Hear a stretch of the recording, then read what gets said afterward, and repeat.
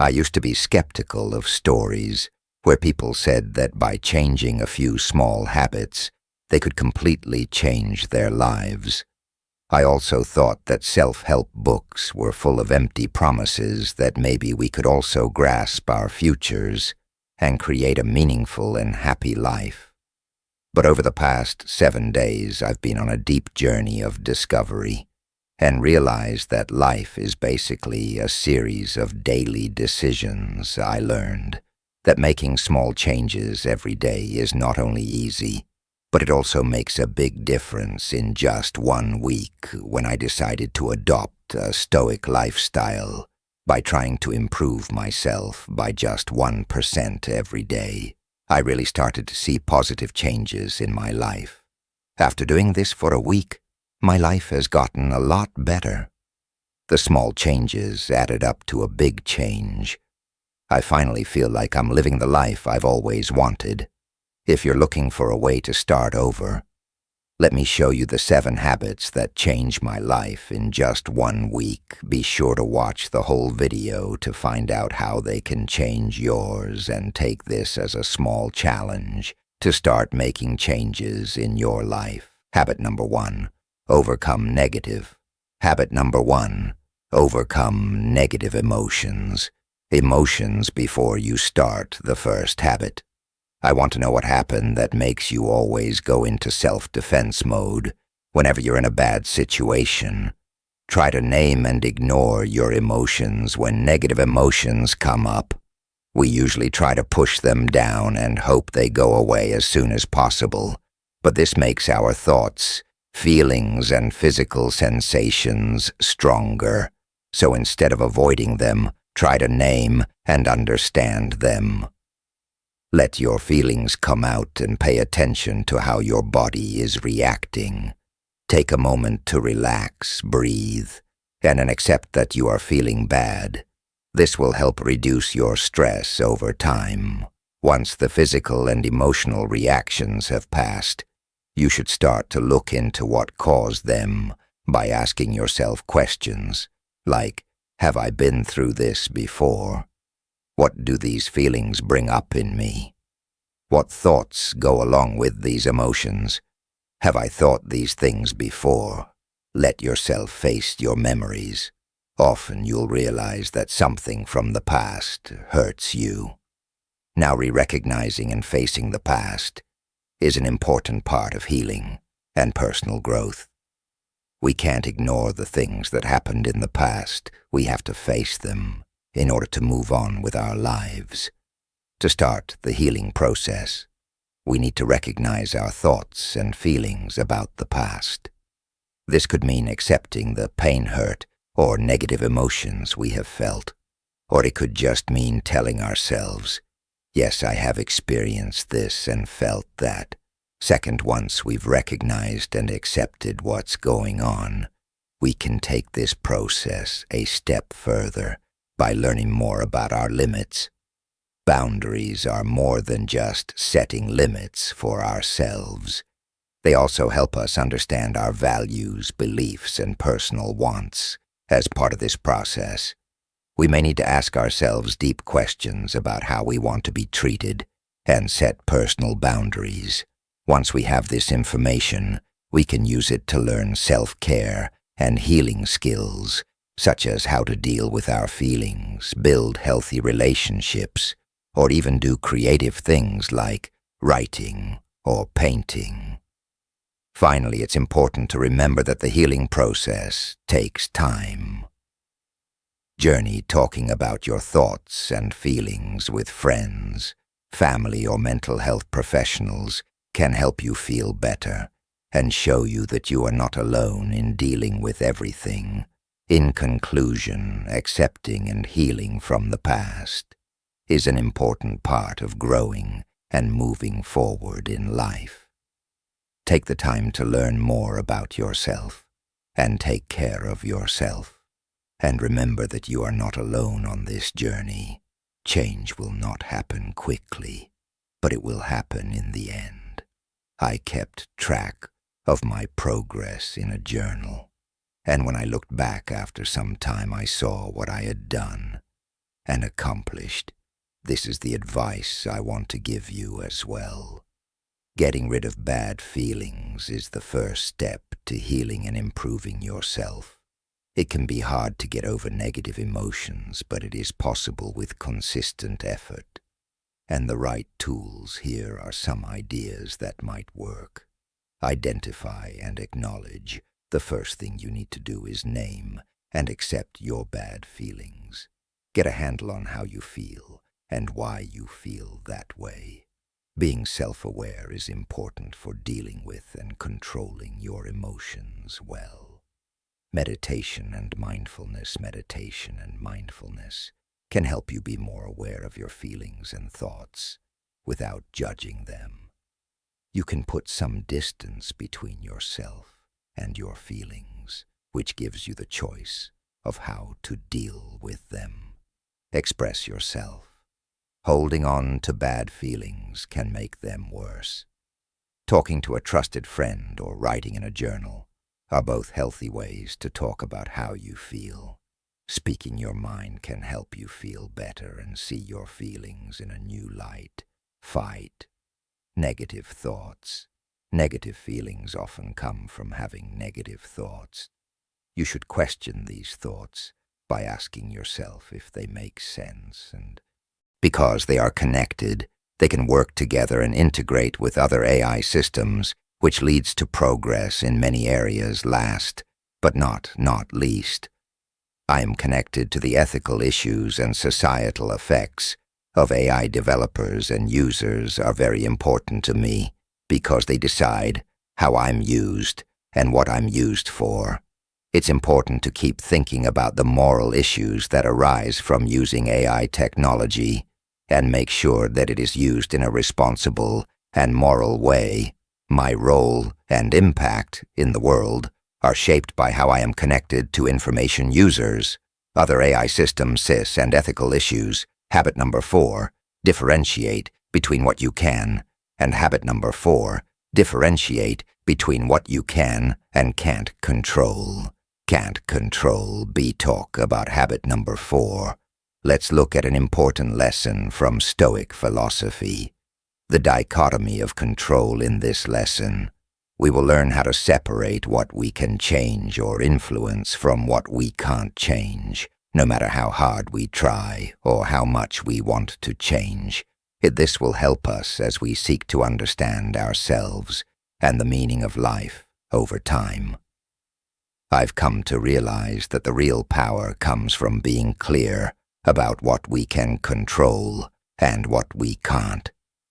This is not only a way to make the most of our resources, but it's also a way to lower stress and worry so that we can live more freely and peacefully. For example, I can take steps to improve my health while I eat well, work out regularly, and take care of my health. Even when I'm sick, I can't change other people's opinions of me.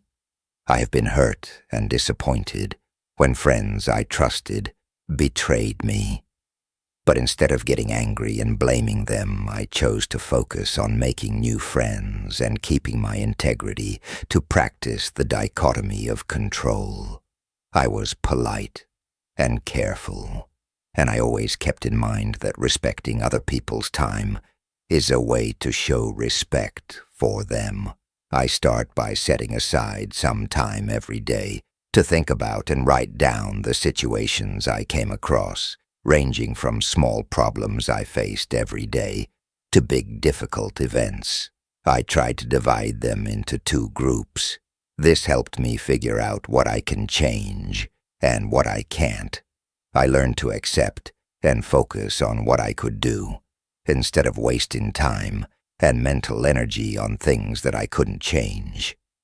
When I did this, I felt lighter and more clear-headed, which helped me make more logical and good decisions. However, emotions are also an important part of helping me tell the difference between what I can and cannot control, which helped me feel less stressed and worried and more confident. Figuring out what we can and cannot control is not only a way to live a more effective and peaceful life, but it's also a way to learn about your own power and independence. I hope that this journey will have positive effects on others and change their lives. Habit number 5. Habit number 5. Focus on virtue and character. Focus on virtue and character. Pay attention to character and virtue. We all look to the outside world for answers to things like material possessions and societal achievements. But the key to change and happiness lies in developing your virtues and personal character. As the saying goes, every journey begins with a single step. And the first step to making big changes in your life is to ask yourself questions for a week. I practiced asking by having figured out what virtues I value. The next step is to put them into action to do this. I set daily action goals, no matter how small, that show my commitment to growing and embodying those virtues. For example, in a work meeting, when a colleague was unfair, blamed for a mistake they didn't make, I chose not to stay silent, even though I knew that would be the wrong thing to do. I chose to stand up and tell the truth, to advocate for fairness. Or when my flight was suddenly delayed, I chose to stay calm, show empathy, and keep my emotions in check instead of getting angry and yelling at airport staff. Each of these things we do is not only a step toward virtue, but also a building block for our whole life. Levs, I've also learned that we don't have to be the best all the time. It's more important to become the best version of ourselves. This not only makes me feel better about myself, but it also helps me build honest, deep relationships with other people. Because of this, my life is measured not only by my successes, but also by the lessons I've learned and the relationships I've built and strengthened. Developing virtues and personal character takes time, patience, and persistence. It's not a quick fix. It's a long-term process of self-improvement. With each challenge and difficulty, you'll become stronger, more resilient, and ready to face any hardships and challenges life throws at you in the end. Living by virtues and personal character not only changes you, but also how the world sees you.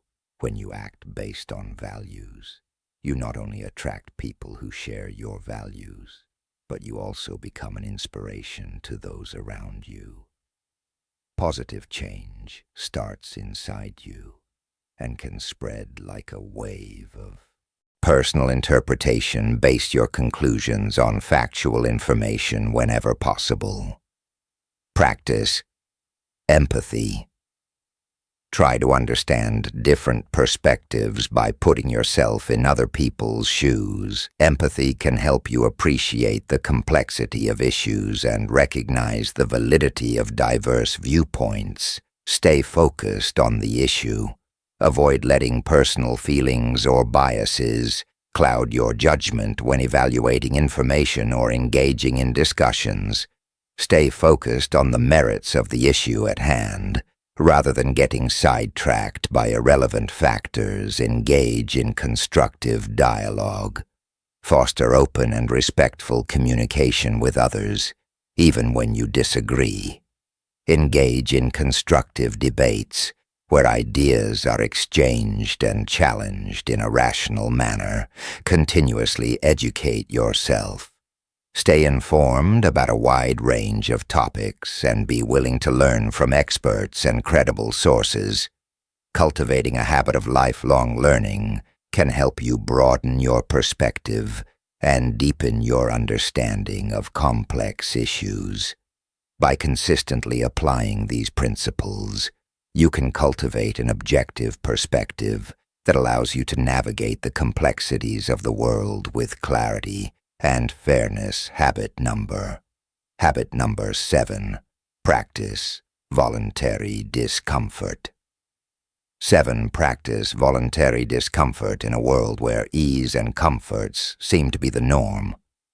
Choosing to be uncomfortable is a brave but important step. Willingly putting yourself through discomfort or difficulty is not only an act of self-challenge, but also a profound lesson in changing how we see life, going beyond limits and finding infinite inner strength. I've tried starting my day with a cold shower instead of a hot cup of coffee and a warm breakfast. The feeling of cold water starting from my toes and spreading through my body not only tests my endurance, but also wakes me up and gets me ready for the challenges of the day. I've also tried giving up my daily Uber rides to walk or ride my bike to work. This is not only a way to save money, but also a way for me to improve myself. Each conscious effort to feel uncomfortable is not only a test of your own self-control, but also a lesson in patience, persistence, and exploring your limits as you slowly get over your discomfort and find joy in hard things. You'll realize that the only way to find true happiness and freedom is to leave your comfort zone and dive into new experiences, discovering your own strength and resilience. Through conscious not only have I gotten stronger, mentally and physically, but I've also learned to appreciate the little things in life, like a hot meal and a comfortable bed. This has helped me develop a soul full of gratitude, always seeing value in everything. As a result, practicing discomfort teaches you not only how to deal with life's challenges, but also how to find true power and happiness in accepting and going beyond your limits. Not only is this a lesson in being strong, but it's also a journey of self-discovery that leads to spiritual freedom and deep contentment. As you learn to seek out and accept discomfort, you not only become stronger in the face of hardship, but you also develop a positive outlook and gratitude for life. Practicing voluntary discomfort means putting yourself in difficult or uncomfortable situations on purpose in order to grow as a person, build resilience, or make yourself better. You can make it a part of your life. In these ways, it's better to start your day with a cold shower than a warm one. Taking a cold shower is good for your health in many ways and can help you handle pain better. Intermittent fasting. Sometimes skip a meal or do intermittent fasting. This might help you pay more attention to what you eat and become more disciplined. Physical activity. Do things that are hard on your body, like high-intensity interval training, HIIT endurance, running, or strength training. Mental toughness can be improved by pushing your body to its limits. Meditation and mindfulness during meditation sit in pain by paying attention to your thoughts and body sensations without responding to them. This helps make you mentally and emotionally strong. Social interactions. Do things that make you feel awkward around other people, like talking to strangers or speaking in public. Being able to deal with social anxiety can help your confidence and ability to talk to others. Limiting comforts. Take away some of your favorite things or things that make your life easier every once in a while. For example, turn off the air conditioning or heater, spend less time in front of a screen or sleep on a firm surface, travel and exploration, go to places you've never been before, or immerse yourself in new cultures, even if it means dealing with language barriers, strange customs, or places you've never been before. This tests your ability to adapt and gives you a bigger picture. Volunteering and service.